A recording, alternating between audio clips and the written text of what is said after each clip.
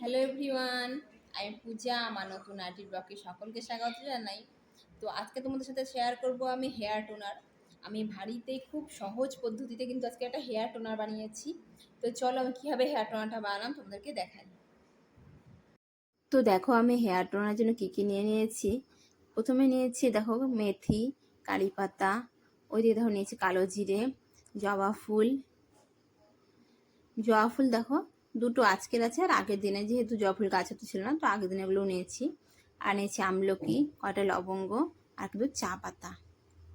এটা দিলে কিন্তু জলটার মধ্যে খুব সুন্দর একটা কালার আসে, আর চুলেরও খুব কিন্তু ভালো গ্রোথ হয়। তো দেখো প্রথমে সেখানে ক্যান বসিয়ে দিলাম, এর মধ্যে জল দিয়ে দেবো। তো তার আগে তোমাদেরকে একটা কথা বলি, যে যেই সব জিনিস দিয়ে আমি হেয়ার টোনারটা বানাচ্ছি, এটাতে খালি গ্রোথ নয়, কিন্তু চুলের ভিটামিন হবে, তার সাথে সাথে চুল সিল্কি হবে, আর তার সাথে ড্যান্ড্রফ ফ্রি হবে। চুলের গোড়াটা মানে মজবুত হবে, চুলে এমনকি কোনোভাবে খুশকি থাকবে না, আর চুল কিন্তু মানে প্রচুর প্রচুরভাবে ভিটামিন পাবে। তোমরা কিন্তু একবার থেকে দুবার ট্রাই করলে তোমরা কিন্তু বুঝতে পারবে। আর হেয়ার টোনারটা কিন্তু আমি বানাচ্ছি, আগে কিন্তু আমি এই সব জিনিস দিয়ে নারকেল তেলের মধ্যে দিয়ে করেছিলাম, মানে একটা সিরামের মতো। তো আজকে আমি টোনারটাই করছি। এটা টোনারটা হয়ে গেলে, এটা ঠান্ডা হয়ে গেলে পরে আমি স্প্রে বোতলে ওটা ভরে নেব। তো টোনারটা চলো কীভাবে বানাচ্ছি দেখো। তো জলটা তো বসিয়ে দিলাম, জলটা গরম হয়ে গেল, ওর মধ্যে কিন্তু আমি দিয়ে দিলাম কারি পাতা, তারপর দিয়ে দিলাম মেথি, তারপর দেখো চা পাতা দিয়ে দিয়েছি। এরপর দিয়ে দেবো জবা ফুলগুলো, আর থাকলো লবঙ্গ, কালো জিরে, এগুলো কিন্তু এক এক করে আমি দিয়ে দিলাম। তো এগুলো সব দিয়ে দেওয়ার পর আমি কিন্তু এটাকে ভালো করে ঘেটে দেবো। এই কারণে ঘেটে দেবো, যেহেতু কিন্তু আমার কিন্তু পাত্রটা ছোট, আর এটা একদম যদি ফুটে ওঠে তো একদম উপচে পড়ে যেতে পারে। সেই জন্য কিন্তু আমি এই সব কিছু দিয়েই আমি এটা কিন্তু ঘেটে দিলাম, যাতে ভারী জিনিসগুলো জলের নিচে চলে যায়,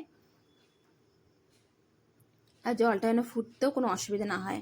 আর তোমাদেরকে একটা মেন কথা বলি, যেটা জলটা কিন্তু প্রায় 10 মিনিট মতো ফুটাবে, যাতে যেসব প্রোডাক্টগুলো দেওয়া হয়েছে জিনিসগুলো সব কিছুই যেন এটার নিজস্ব তার ভিটামিনটাকে জলের মধ্যে একদম ছেড়ে দিতে পারে। সেই জন্য কিন্তু এই সব জিনিসটাই কিন্তু আমি ভালো করে এটাকে ফুটিয়ে নেব এখন।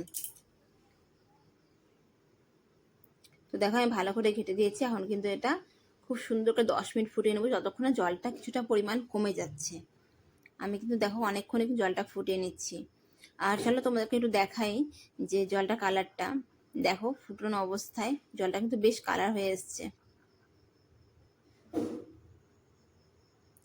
আর যেহেতু তোমরা ভাববে চা পাতা দেওয়া হয়েছে তো কালার হবে, কিন্তু শুধুমাত্র চা পাতা দেওয়ার জন্য না, কিন্তু মানে যে প্রতিটা জিনিসই দেওয়া হয়েছে সে কটাই কিন্তু প্রত্যেকটা জিনিসই চুলের খুব ভিটামিন, খুব গ্রোথ করে, আর চুলটা কিন্তু প্রচন্ড ভালোভাবে সিল্কি করে। তোমরা কিন্তু একবার হলেও ট্রাই করে দেখতে পারো, এটা কিন্তু চুলের জন্য খুবই উপকারী জিনিস। তো দেখো আমাদের জলটা ফুটানো হয়ে গেছে, এটা কিন্তু আমি ভালো করে এখন ছেঁকে নিলাম। এবার যতক্ষণ না কিন্তু এটা ঠান্ডা হচ্ছে, আমি কিন্তু বোতলে ভরতে পারবো না, তো ঠান্ডা হওয়ার আমি অপেক্ষা করব।